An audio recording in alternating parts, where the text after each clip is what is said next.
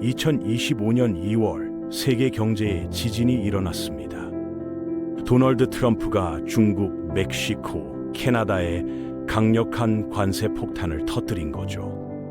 나스닥은 9.5% 폭락했고 투자자들은 패닉에 빠졌어요. 하지만 더 충격적인 건 이게 시작에 불과하다는 사실이었습니다. 트럼프는 자신을 관세왕이라고 불렀거든요. 그는 관세가 미국을 다시 위대하게 만들 거라고 확신했어요.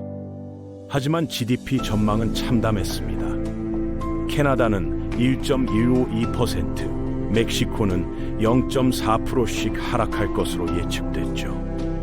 세계 각국은 공급망을 재편하고 새로운 무역 협정을 맺느라 난리가 났어요. 도대체 관세가 뭐길래 이런 혼란이 벌어지는 걸까요? 트럼프는 왜 이렇게 관세에 집착하는 걸까요? 그리고 정말로 관세가 미국 경제를 살릴 수 있을까요? 오늘은 트럼프의 관세 전쟁, 그 이면에 숨겨진 경제 논리와 역사적 배경, 그리고 실제 효과에 대한 이야기입니다.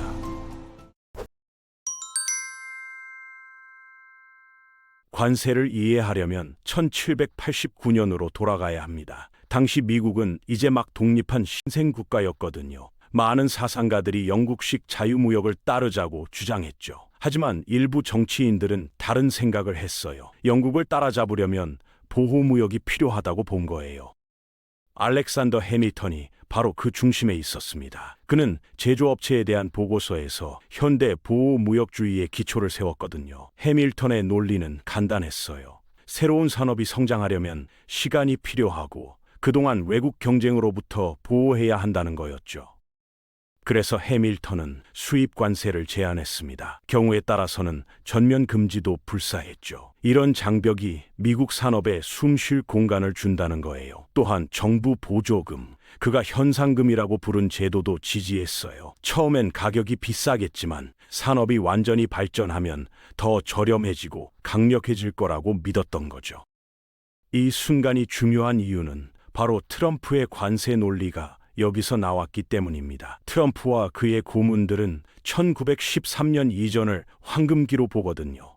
관세가 연방 수입의 95%를 차지하던 시절이었죠.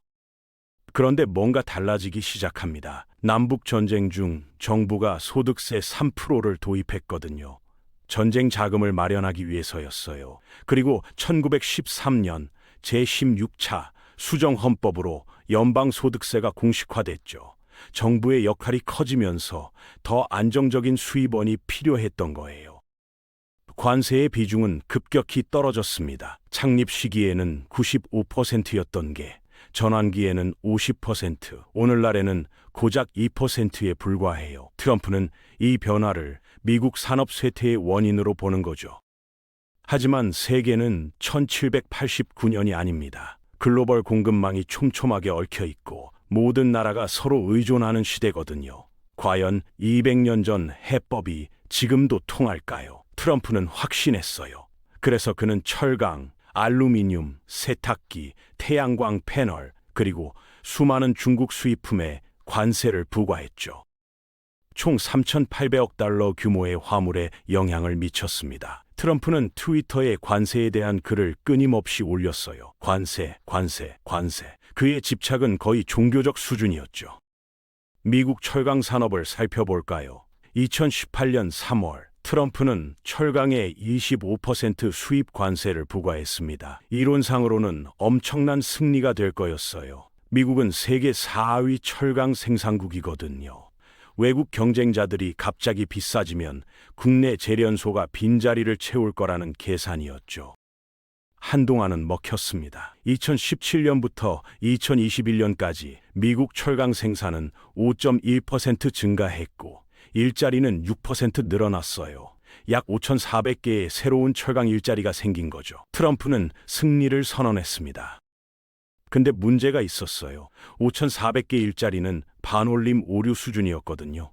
전체 산업 규모가 1,200만 명인데 말이죠. 확대해서 보면 고용률은 2008년 이전 수준보다 훨씬 낮았어요. 더 큰 문제는 가격이었습니다. 관세는 산업을 보호하지만 동시에 가격을 올리거든요. 트럼프 취임 후 철강 가격은 2.4% 상승했어요. 세탁기는 더 심각했죠. 단 1년 만에 12%나 급등했습니다.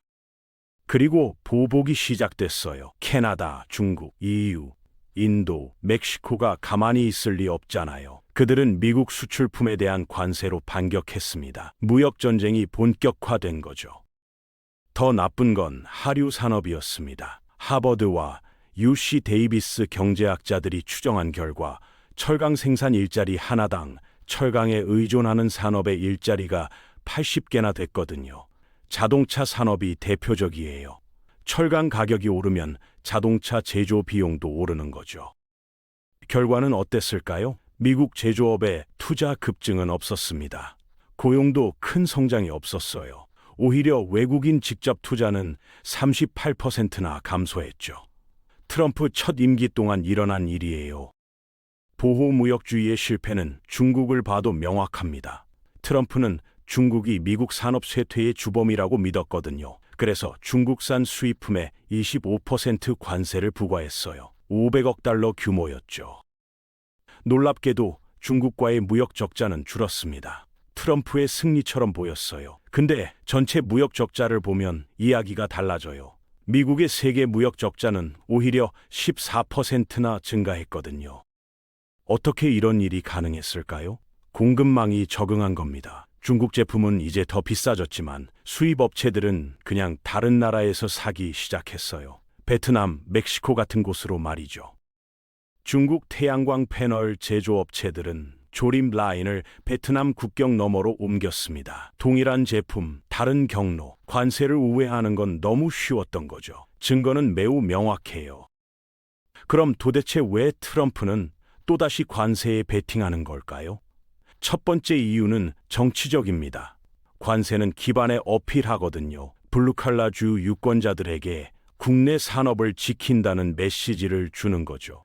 이건 트럼프를 지지하는 핵심층이에요. 케이크 전체가 줄어들어도 상관없습니다. 국내 산업을 지원한다는 이미지가 중요한 거거든요. 불평등을 줄인다는 명분도 있고요. 물론 실제로는 그렇지 않지만 말이죠. 두 번째 이유는 중국 봉쇄입니다. 트럼프는 중국의 부상을 막아야 한다고 생각해요. 하지만 관세만으로는 안 되거든요. 진짜 문제는 중국의 생산 방식이에요. 중국은 소비하는 것보다 훨씬 더 많이 생산합니다. 이건 무역 허점 때문이 아니라 문화와 정책의 산물이거든요. 한 자녀 정책, 저축을 강조하는 문화, 투자 중심 경제 모델, 이 모든 게 합쳐진 결과예요. 숫자를 보면 확실해집니다. 중국 가계 저축률은 약 30%거든요. 유로존의 16%보다 훨씬 높고 미국의 4.5%와는 비교도 안 되죠. 결과적으로 중국은 산업 강국이지만 국내 수요는 약해요. 생산 과잉이 어딘가 가야 하니까 글로벌 시장이 범람하는 겁니다. 저렴한 중국산 제품으로 말이죠. 미국 관세로는 이 문화와 사회적 역학을 바꿀 수 없어요. 근본적인 문제를 해결하는 게 아니라 무역 흐름만 바꿀 뿐이죠. 이 문제를 해결하려면 베이징의 결단이 필요합니다. 가계 소득을 늘리고 지출 습관을 바꾸고 세계 무역에서 중국의 역할을 재조정해야 하는 거예요. 많은 경제적, 정치적 비용이 드는 개혁이죠. 게다가 미국 혼자서는 할 수 없어요. 세계의 나머지 국가들도 중국산 싼 상품에 의존하고 있거든요. 수요가 있는 한 중국은 계속 최고의 제조업체로 남을 거예요. 세 번째 이유는 더 야심찹니다. 바로 미국 달러의 세계적 역할이에요. 트럼프의 최고 경제 고문 스티븐 밀라는 흥미로운 논문을 썼거든요. 제목은 글로벌 무역 시스템 재편을 위한 사용자 가이드였죠. 밀란의 핵심 주장은 이겁니다. 미국 제조업 쇠퇴는 무역 정책 때문이 아니라 달러 때문이라는 거예요. 달러가 세계 기축 통화라는 역할 때문에 구조적으로 평가가 너무 높다는 거죠. 생각해보면 맞는 말이에요. 세계 각국이 달러를 보유하려고 하고 기업과 투자자들이 달러로 거래하고 중앙은행이 미국 국채를 사들이잖아요. 달러는 항상 수요가 있으니까 가치가 높게 유지되는 거예요. 문제는 이게 미국 수출품을 비싸게 만든다는 겁니다. 반대로 수입품은 상대적으로 싸지고요. 무역 적자가 구조적으로 생길 수밖에 없는 거죠. 밀라는 관세가 수입을 창출하지만 거시 경제적 결과는 거의 없다고 주장했어요. 인플레이션이나 부작용도 미미하다는 거죠. 트럼프는 이 논리를 좋아했습니다. 최근에 그는 관세로 인한 고통은 없을 거라고 말했거든요.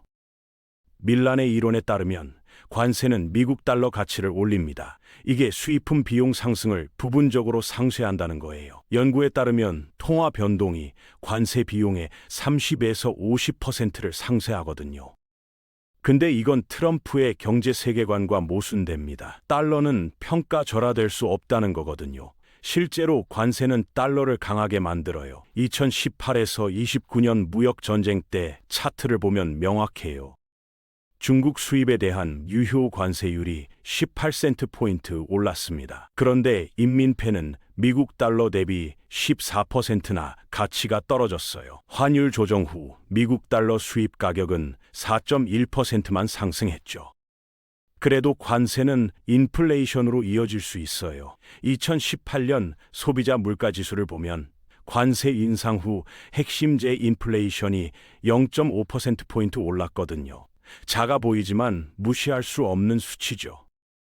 밀라는 한 걸음 더 나아갔습니다. 관세 위협을 레버리지로 사용해서 다자간 통화 협정을 이끌어내자는 거예요. 목적은 미국 달러의 가치를 떨어뜨리는 거죠. 1985년 플라자 합의나 1944년 브레튼 우즈 협정의 현대판을 생각하면 됩니다. 밀라는 이걸 마라라고 협정이라고 불렀어요. 트럼프의 리조트 이름을 딴 거죠. 계획은 이래요. 참여국들이 미국 달러를 팔아서 자국 통화를 강하게 만듭니다. 그러면 미국 수출품이 더 경쟁력 있어지는 거죠. 동시에 그들은 장기 미국 국채를 사야 해요. 미국이 저금리로 빚을 쌓을 수 있게 말이죠. 밀라는 이게 미국 달러 평가 절하와 더 균형 잡힌 무역 관계를 위한 청사진이라고 봤습니다. 우리가 이 견해에 완전히 동의하는 건 아니에요. 하지만 결론은 명확하죠. 향후 4년 동안 트럼프의 방식은 이겁니다. 내 방식대로 하거나 나가라. 세계는 선택을 강요받고 있어요. 공급망을 재편하고 새로운 동맹을 맺고 달러 의존도를 줄이려는 움직임이 가속화되고 있죠. 트럼프는 더 저렴하고 공정한 세상을 약속했습니다. 그의 지지자들에게 말이죠. 하지만 그가 지지하는 정책은 최상의 경우에도 결과가 나타나려면 몇 년이 걸려요. 국내 생산을 개선하고 노동자들을 돕는다는 아이디어는 좋습니다. 이 나라를 세운 사람들을 위해서 말이죠. 하지만 어떤 대가를 치르게 될까요? 미국인들이 이런 충격을 견뎌낼 수 있을까요? 이 임시조치는 얼마나 오래 지속될까요? 4년 후 그들은 깨어나서 자신들의 유일한 동맹이 TV에 나오는 그 남자뿐이라는 걸 발견하게 될까요? 우리는 확신하지 못하겠어요. 개인적으로 관세 전쟁을 보기 전까지만 해도 보호무역주의가 어느 정도 효과가 있을 거라는 생각을 하기도 했습니다. 하지만 실제 데이터를 보니 현실은 훨씬 복잡하다는 생각이 들기도 하네요. 역사는 반복되지만 같은 해법이 항상 통하는 건 아니니까요. 앞으로 세계 경제가 어떻게 재편될지, 트럼프의 베팅이 성공할지 실패할지는 시간이 말해줄 겁니다. 하지만 한 가지는 분명해요. 이 과정에서 보통 사람들이 가장 큰 대가를 치르게 될 거라는 거죠. 오늘은 트럼프의 관세 전쟁과 그 이면의 경제학에 대한 이야기였습니다.